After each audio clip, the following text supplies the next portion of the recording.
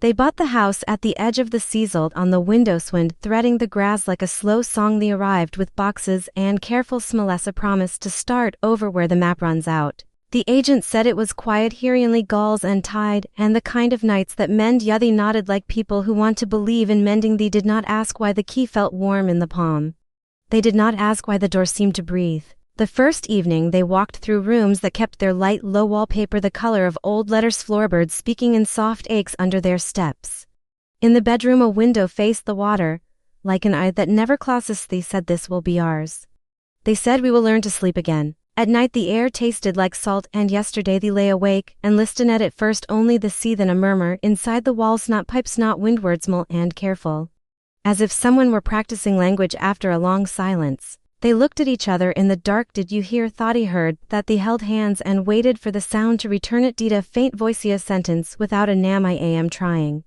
Then silence like a door closing without a latch. They rose at dawn with the look of people who have been visited, but not seen, made coffee in a kitchen that remembered other mornings, steam curled up like a secret learning to stand.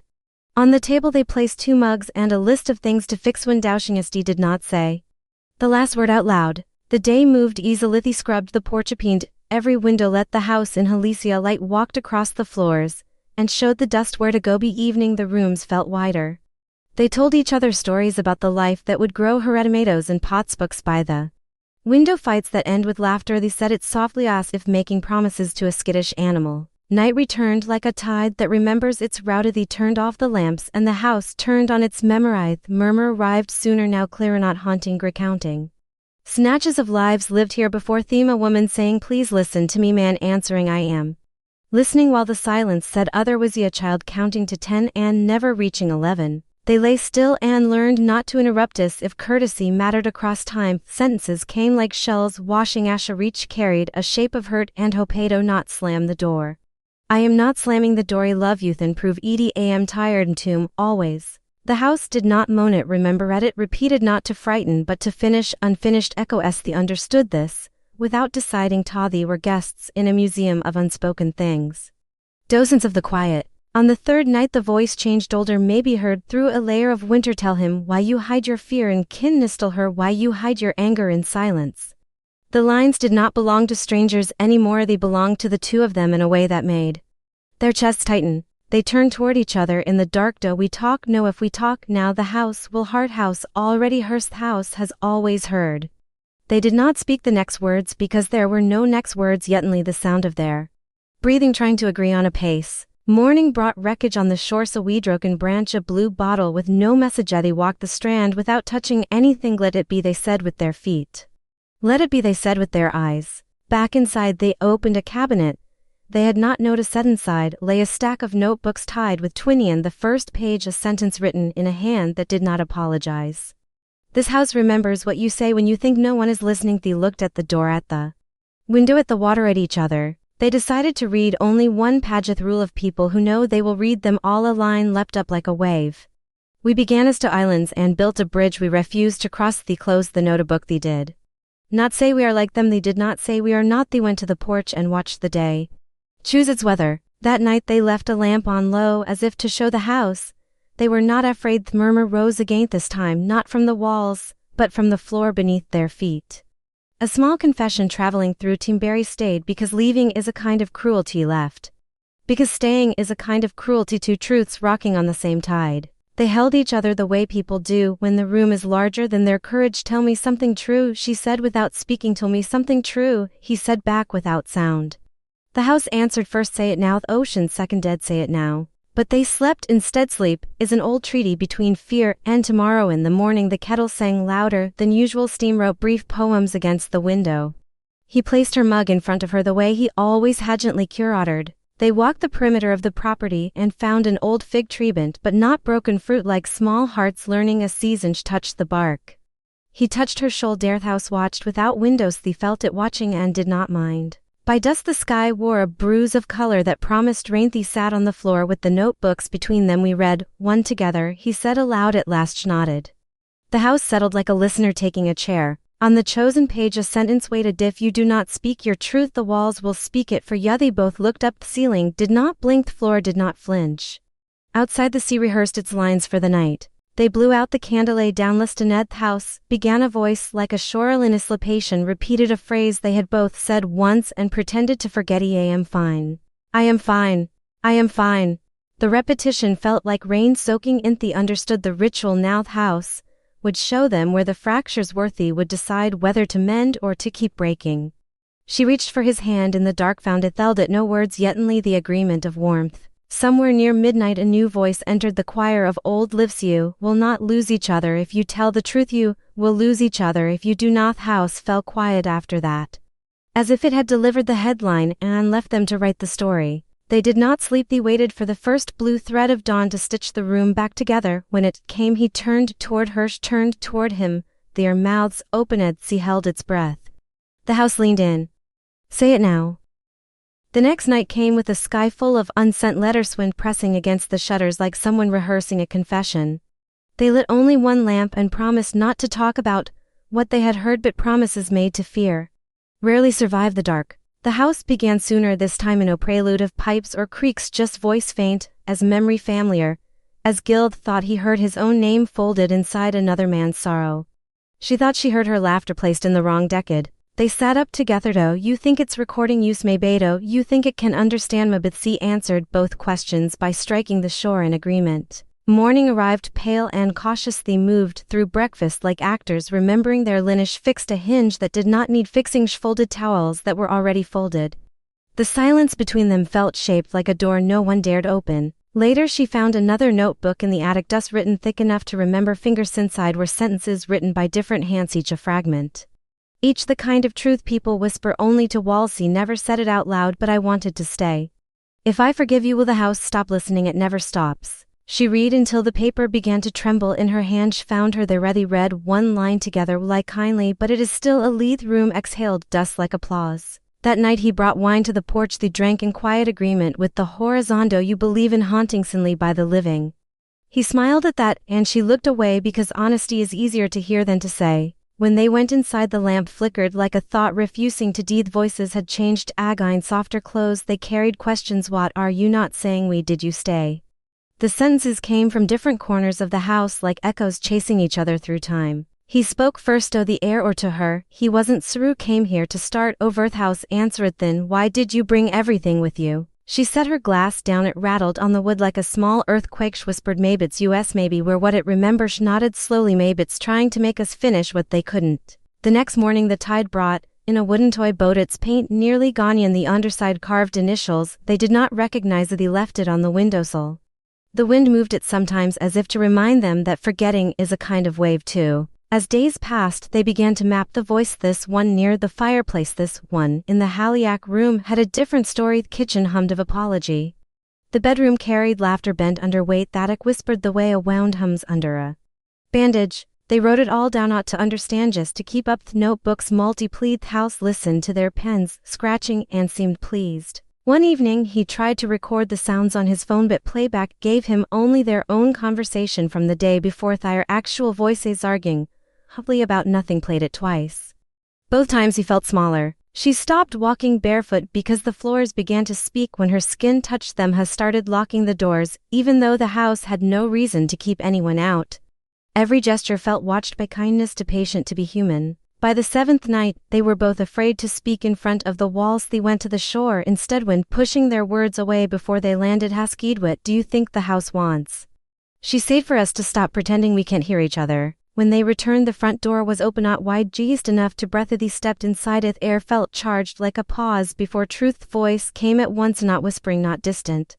Right behind them, say it before the sea takes it. They turned, no one there. He reached for her hand, but she was already crying at fear recognition. He and whispered, what do you hirsch sadis? The lamp went out. She roared, and the house listened. The morning sun arrived like forgiveness that didn't ask for permission, swift and tired, finding its way through curtains that had learned to keep secrets. They sat at the table, neither hungry nor full.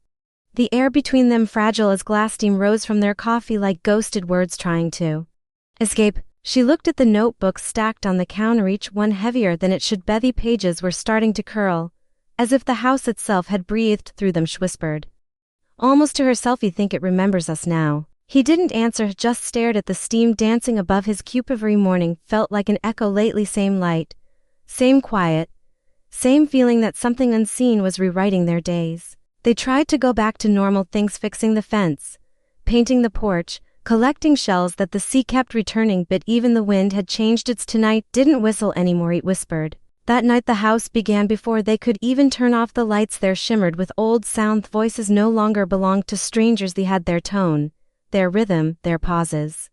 The house wasn't repeating anymore, it was imitating. He said softly, stop listening to it, said it's not listening anymore, it's speaking through us. He felt the walls pulse with that senton wood swelling and shrinking like a heartbeat. From somewhere deep in the foundation came a low hum.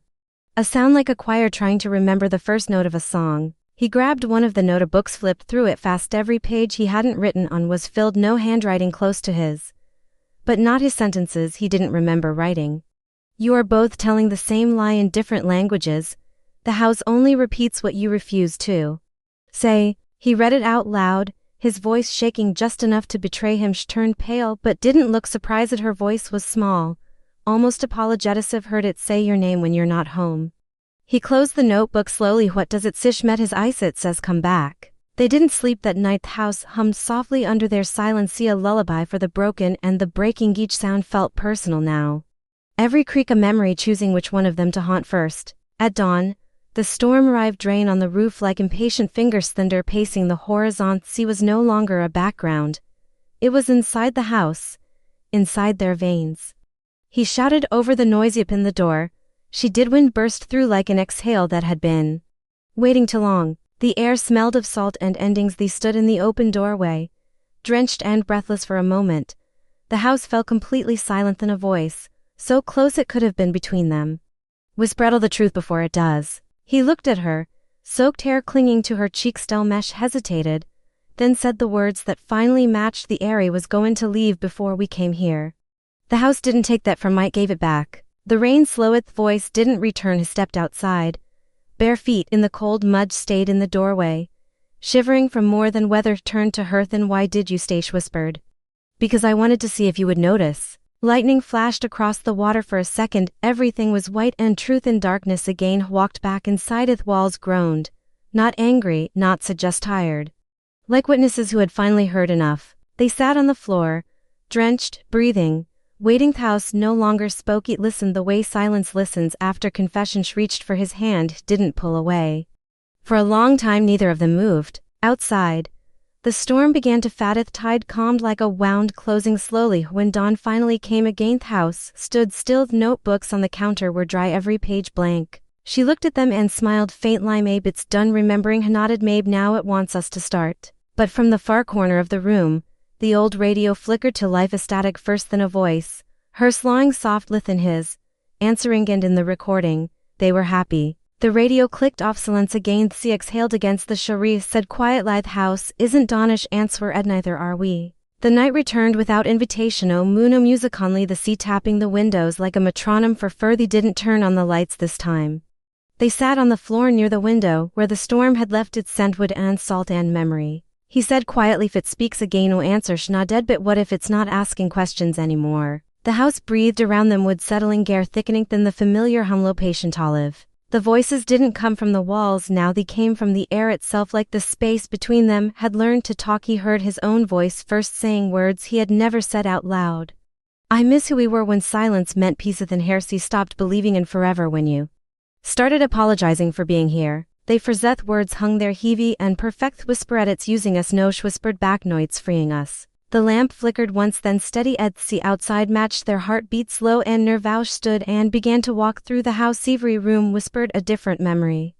The hallway said his name like a question. The kitchen replayed the sound of laughter that had stopped belonging to them years. Agath's bedroom spoke her scythe. Attic repeated the word stay over and over until it became meaningless. He found her standing in the doorway of the room where they'd first slept. Their eyes wooded wall in front of her shimmered faintly. Moisture or memory, couldn't tell. She reached out, pressed her hand against Itoned. When she pulled back, the outline of her palm remained glowing faintly like a print left by light itself. He stepped closer. Behind that glow, the faintest shapes a man and a woman sitting just like them, silent familiant copies, but echoous versions that had come before and failed to speak. She whispered, "We're not the first to love and pretend we don't say, and maybe not the last." Wall pulsed softly like it agreed. They went downstairs and found all the notebooks stacked neatly on the tableed pages that had been blank were now full, handwriting identical to theirs. Every word something they'd wanted to say but didn't. Flipped through. I forgive you, but I don't. Trust you yet I love you, but I miss myself more. Sometimes kindness is just another way to avoid truth. He closed the book and looked at her. Maybe the house doesn't want to haunt us. Maybe it wants to save itself. Satyr, maybe it wants us to finish the story it started. Outside, thunder rolled far away. Softer now. She had made a final exhale after crying too long. They sat together at the table between them, the notebooks so around them, the whispering quiet. He took a pen, wrote on the last page. You are still here. The pen slipped from his hand, rolled across the table, stopped on its own, then wrote a single word by itself. We. He stared, heart pounding. Think still, Wethy said, because we forgot how to listen. House answered in the walls. Then listen now. The air thickened again. Low hum returned, filling every corner, every breath, and in that sound came the echo of something new, not Saronit warning, but a single heartbeat stretched across wood and stony, a rhythm older than them both. The voice came one last time, but softer, gently whisper-shaped like a lullaby. If you love her, tell her before the sea forgets your name. He looked at her. The lamp flickered again. She was already crying. The house waited. She waited. Even the night seemed to hold its breath. He took her hand and said the words that had been rusting inside him. For your sea love, Yahweh, I am sorry for making you feel unseen. I am sorry for mistaking silence for peace. Her eyes closed.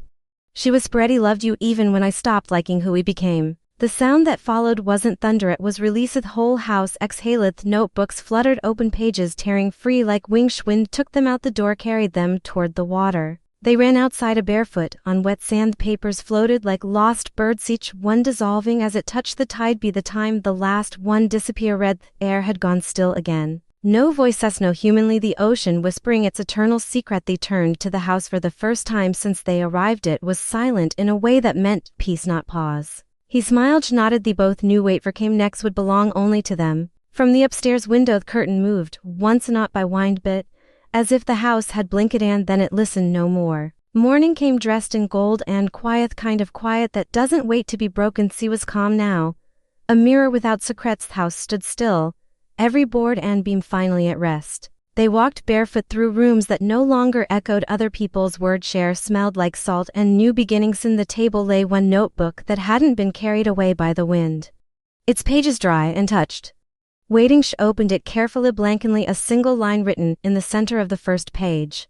Now it's your turn to speak softly. He smiled at that. She ran her hand along the wall. No sound, no pulse, no breath. For the first time, the silence felt alive. Not haunted. Whisperetto, you think it's really over, she said. Maybe it never was. About the house. They brewed coffee and left the doors open so the light could find every corner. Sea rolled in its slow rhythm, forgiving as always. Watched her trace steam on her mug with her finger. A small circle, an unbroken promise. He said we should stay. She said we already are. Outside, the sand held the footprints from last night, half erased by tide. He followed them until they disappeared completely. Alafed, sea always finishes what we start. She looked at him. I softened, let it finish this. They packed the notebooks into a box, not to keep tow. Releasedy carried it to the shore and set it down gently where the water could reach. Tide pulled the box apart piece by piece, paper turning into fragments, ink into memory. Every wave sounded like a closing chapter. He looked back at the house. Seat stood there in sunlight, quiet, listening in a different way, no longer repeating, no longer correcting, just keeping watch like an old friend who finally understood. They spent the day outside fixing the fence, planting a fig tree near the porch. Each shovel of earth felt lighter, each word between them truer. Said, oh, you hear? I Pal said, no voices, no. The silent side's beautiful. When night came, the horizon burned with soft orange light. Stars arrived one by one, patient and unafraid. They sat on the porch, two mugs, two hands, no ghosts.